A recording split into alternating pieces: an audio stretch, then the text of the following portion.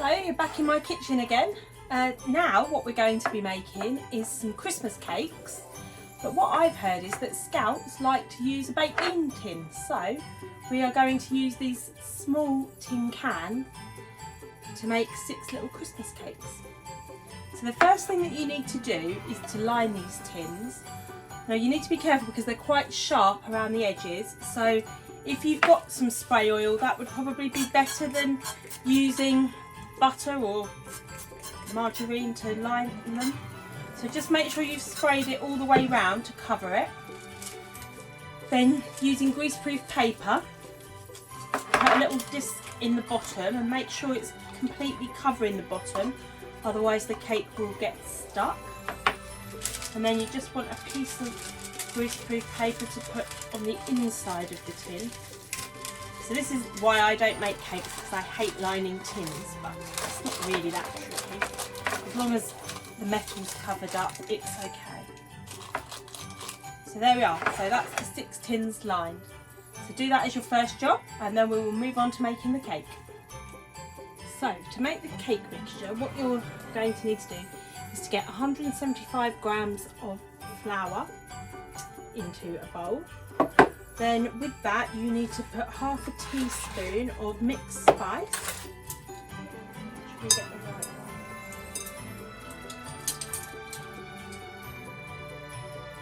Half a teaspoon. Yeah, so half a teaspoon of mixed spice into the flour mixture. It's not 100% accurate, it doesn't matter. Who doesn't like a bit of mixed spice at Christmas? The smell is lovely. And also half a teaspoon of ground nutmeg as well. We can open it. So I'm using nutmeg and anything. Oh, it smells like Christmas, that does. Half of that. I'll get a bit more mixed spice as well.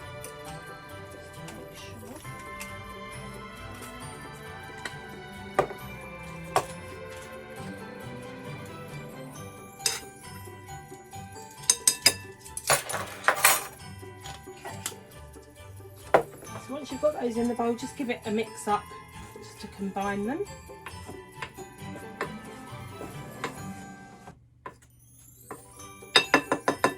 And then just put that to the side for now. And then get another bowl. And into this bowl we are going to put the sugar and also the butter. Get all the butter out of the other bowl.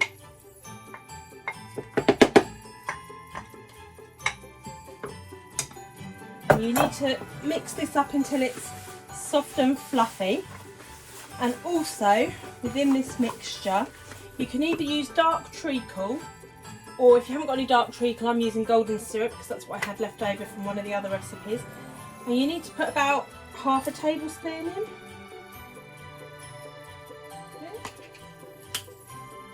So mix that right up until it's completely light and fluffy.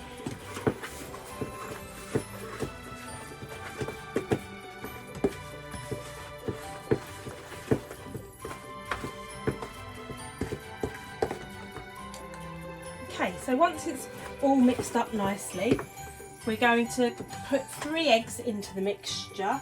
We're going to do these one at a time. So just break it into a separate bowl to make sure you don't get any shell into it. So you put in an egg, give it a good mix.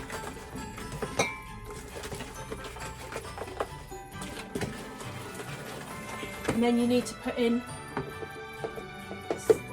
just about a tablespoon of the flour mixture. Doesn't have to be exact. And then keep mixing.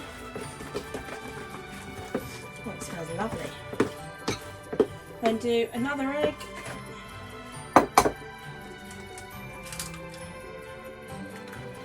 And this is why I always do it into a separate bowl in case you get any little bits of shell, or there could be something horrible. with the egg, it could be off.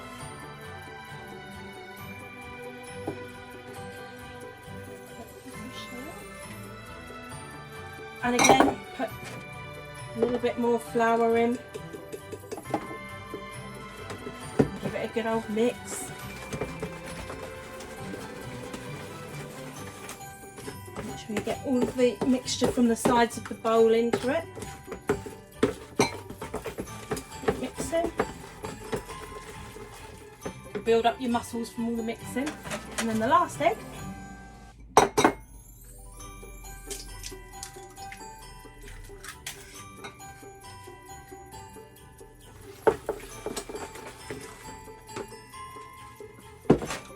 And again, another little bit of flour.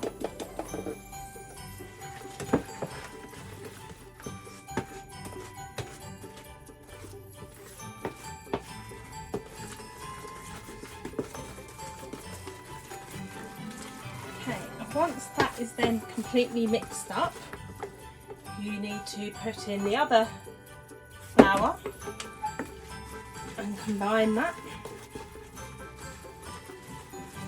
Then also, if you're using the ground almonds, you need to put those in. And give it a good mix.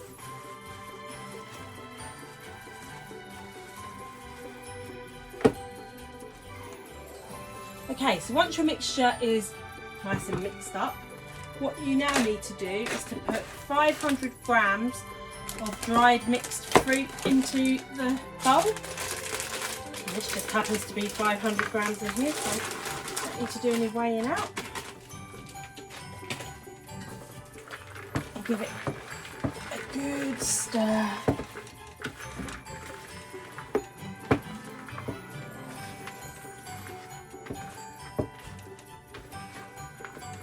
Oh, look at that fruit in there. Then you need to put 50 grams of glacé cherries in. So this pot's 200, so I'm just going to put about a quarter in. Now, you can chop them up, but I like them nice and whole. I like to get a nice big juicy cherry in the middle of my cake.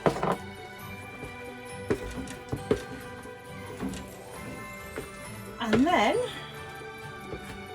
I'm also going to put a few little cranberries in here that I have in the cupboard. Just again to give it a nice fruity taste.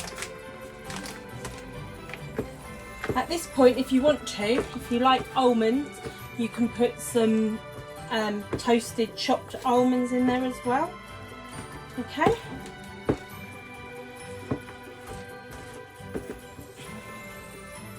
So there is your mix. So now that the mixture is ready, what you need to do is to spoon it into your lined cake tins, and just make sure that you put an equal amount of mixture in each and push the mixture down so that I'm going to show you this. So it's flat, so that it will come up with a flattish top. Okay, so if you divide it between all 6, and then you're going to put it into the oven that's been preheated to 180 degrees for 15 minutes. Then after 15 minutes you need to turn it down to 140 degrees, and then you bake it for about another hour. But obviously all ovens are slightly different, so at the end, or towards the end of the hour, take them out, use a skewer in the middle to see if it comes out clean, to see if they're ready. And then leave them to cool, and then we will be back shortly to decorate them.